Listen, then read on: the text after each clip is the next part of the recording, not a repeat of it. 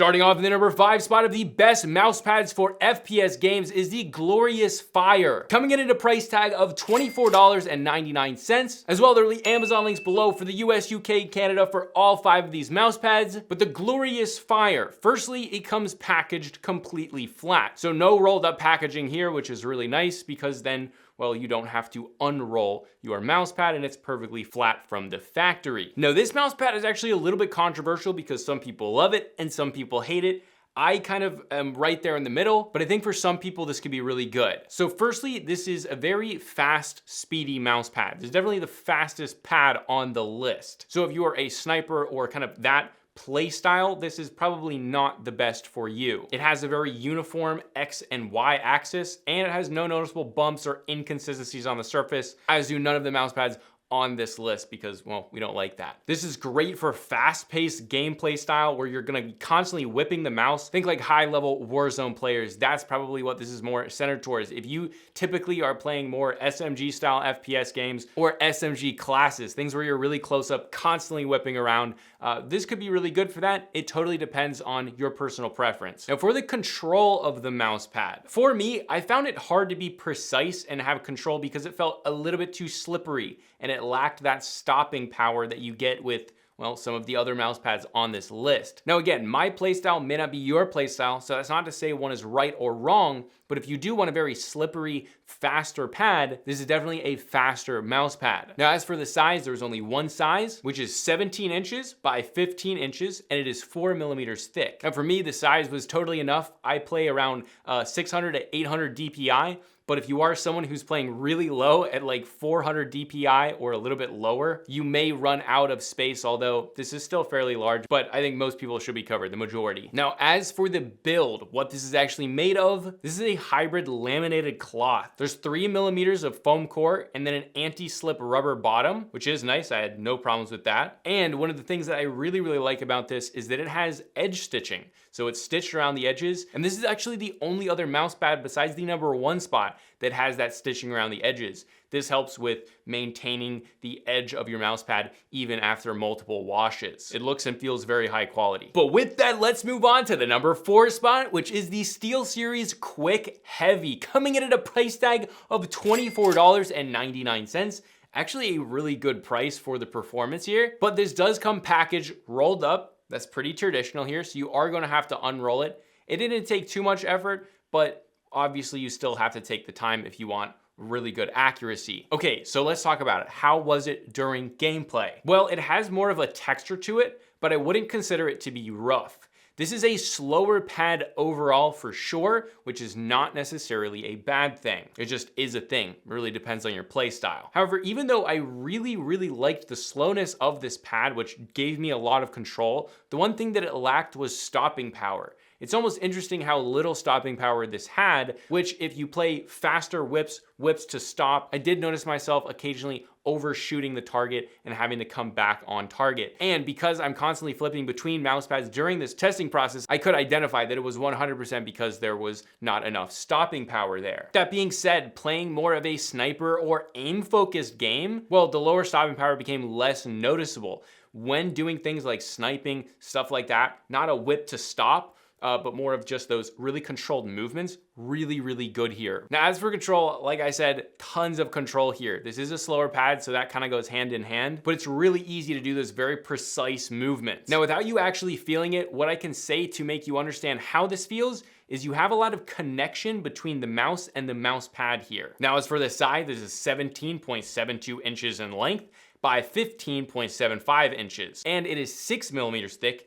This is definitely a thick mouse pad, which I do think is kind of cool. It looks nice, and obviously, well, that adds to the slowness and control of the pad. Now, this also comes in different sizes. The one that I have is the large. This also comes in a medium size and an XXL size. And the XXL is obviously more like your elongated desk mat. That one does drop the thickness to 4 millimeters rather than 6 millimeters. The size of the medium is 12.6 inches by 10.6 inches, and the XXL is 35.4 inches by 15.75 inches. Now, if you do want to save some money and you want to go with the medium, there's nothing wrong with going for the medium. Some YouTubers will say you have to get the largest mouse pad possible. Depending on how high your DPI is, you don't necessarily need a giant mouse pad.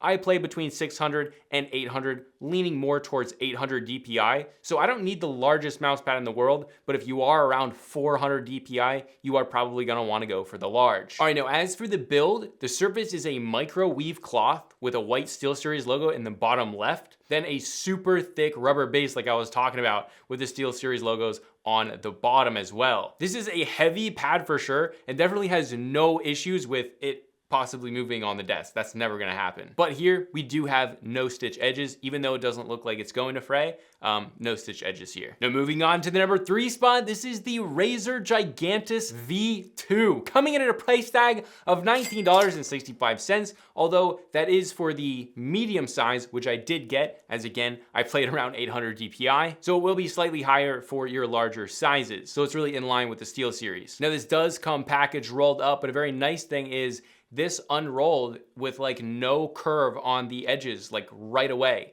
So I don't know if that is all of them or just the medium, but on the medium, it just totally rolled out, no problems. Now for the actual gameplay, how did this do? Well, firstly, I just have to say, before we get into the glide and everything else, this was really, really good to me. Like it kind of shocked me how much I really did like this pad. Not the best on the list, but a really solid pad. So one of the small issues didn't really affect me during gameplay, but it may affect you. But there was more drag on the Y-axis than on the X-axis. Now this may bother you, it may affect your gameplay. It didn't really affect mine, but that's something to note. But the thing here that I really liked, some of you may not like it, but it had really strong stopping power. So you could easily whip over and get right on target and stick there. Now the problem is, wasn't a problem for me, but it may be for you, is that if I overshot my target, again, it's gonna take a little bit more effort to then get back on target because that stopping power is so intense, you kind of have to fight against the stopping power and then it glides. Very, very hard to actually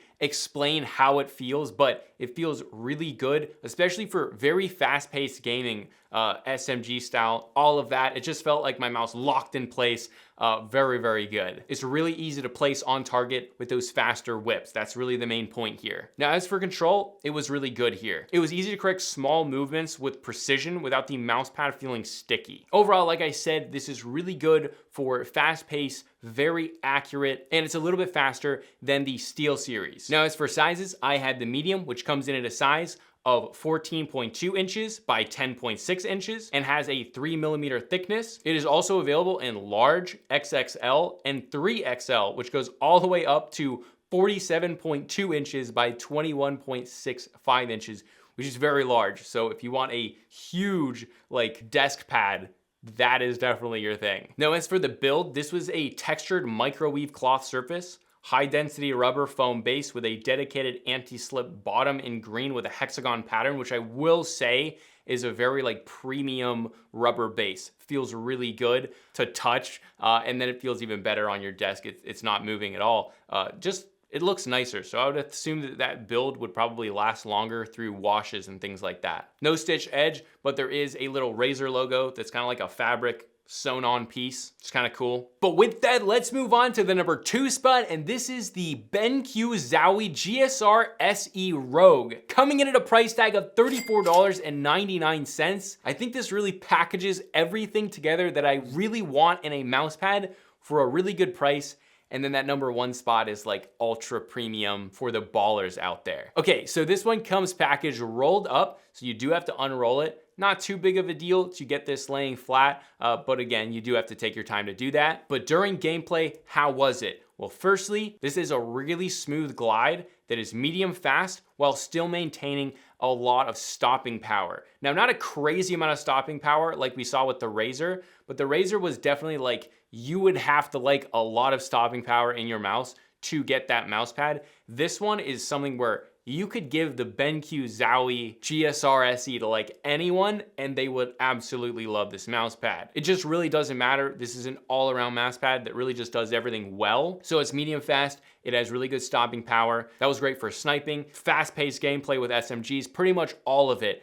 It does everything really well. When you want to end a fast whipping movement, it stops and feels as though it locks into place just like the Razor, not quite as intense and a little bit easier to come back on target if you do overshoot. Now, as far as control, there's a good amount of control here. A little bit less than the Razor and the SteelSeries mouse pads on the list, obviously because this one's a little bit faster. However, the stopping power totally makes it up. I think this is a really good speed for 90% of people. If you do know that you're going to want a slower pad, I mean, the Razor and the SteelSeries, you really can't go wrong with, but this GSR SE is just like, it just blends everything so well together. Now, as far as the size, this is nice and large. Also, it's got that really cool color thing going on. The whole, like, I think it looks cool. The red, I like it. All right, so in large, this is 18.5 inches by 15 inches, and it is 3.5 millimeters thick. That is the only size you can get. You're only gonna get large, and well, that's big enough for pretty much everyone. Now, as far as the build, this is a cloth surface with that red color printing, which is very cool, and then a black BenQ logo on the bottom right. Very soft to the touch and isn't abrasive to your wrist or arm. It has a high density rubber base with medium stiffness. It also stays firmly in place on the desk while gaming, as we would expect, and there's no stitch edge. Although we were noticing just a little bit of fraying,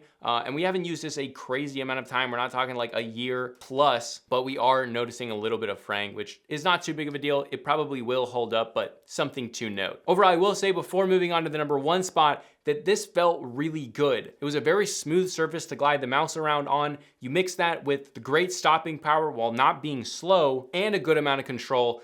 This was just a really good blend of everything together, making it really my most recommended around this price point, $34.99, about 35 bucks. This is a great mouse pad for pretty much everyone, especially if you want to get into more esports level gaming, something that you're going to be going at a higher level than your traditional, well, like no-name mouse pads. But with that, let's move on to the number 1 spot, which is the Artisan Zero, coming in at a price tag of $69.99. That is an expensive mouse pad, but oh my God, is it so worth it. Now, the Artisan Zero is packaged flat in a little cardboard, gray cardboard thing, very premium looking. Because it doesn't look premium, it's like, oh, that's custom. This is incredibly balanced.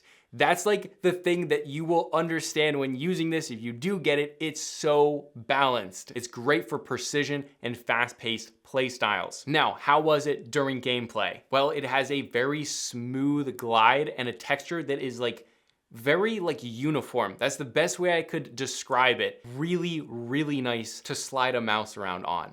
The best on the list by far. The nits are super flat and you can feel that when dragging the mouse across it. So nice. All right, let's get into it. It has great stopping power, but it doesn't lock you up like we talked about with the Razor. The movements of the mouse after the whips and abrupt stops glide easily and are precise. That was the biggest thing. You have the stopping power, but if you overshoot, hit the stopping power, you come right back on target, and it just feels like you have the stopping power, but it doesn't feel like an abrasive stop, if that makes any sense at all. Again, this is something you have to feel, but it was like unbelievably fluid.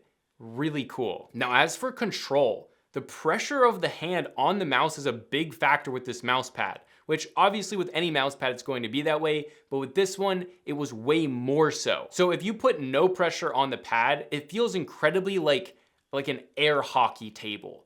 It almost feels like, because the nit is so perfectly flat, that the mouse literally just glides across it like nothing, and it feels like a really, really fast pad. However, once you see a target and you start pressing it a little bit harder down, and I mean just slightly, then you get all that stopping power, then you get all that precision and control. It's just an unbelievable combination. It doesn't even seem possible. Like, how do you get all of those things in one? But literally every play style is really good with this mouse pad. Now, as for the size, in large, this is 16.5 inches by 13 inches, and it is 4 millimeters thick. It also comes in small, medium, and extra large, and gets as big as 19.3 inches by 16.5 inches. Now, as far as the build, this is high quality and premium. Now, this is the point that I'm going to make. If you want an incredibly premium mouse pad, you have to take into account not only the buy price, but also how long you're gonna keep it. Now, because of the incredibly high, amazing build quality, these are going to last longer than any of the other mouse pads on the list. So if you do want a really good mouse pad that you're gonna keep for a long time, it may be in your best interest